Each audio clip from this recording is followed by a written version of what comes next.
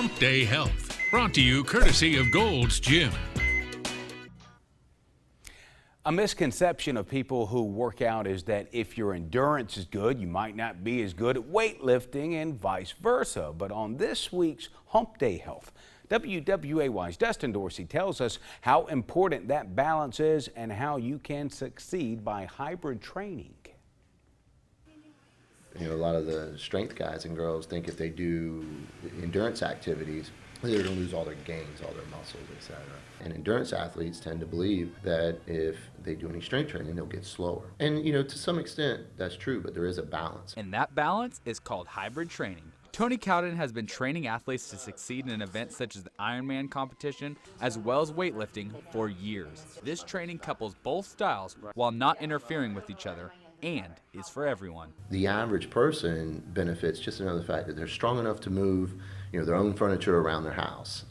And then if they want to, they can run a 5K, they can run a 10K, they can go hiking, they can go hunting, you know, get outside and do fun stuff. So as an average person, I put my skills to the test and had Tony teach me some of the basics of hybrid training. Each workout is geared to your strengths and your style, so the session is different for everyone. So we kept things pretty simple. We did running exercises, the bench press, and some squat work. First step, the stance. We can take a little wider stance typically.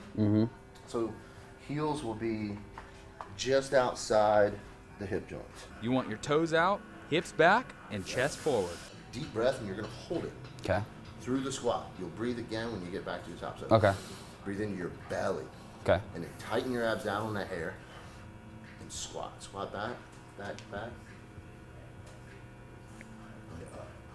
And up. I might need a bit more practice to get perfect, so let's move on to the bench. You have to make sure you have the right hand placement. For me, a good hand placement, and you're going to be really close, is either like ring finger on this here and here. That's probably going to put you about right.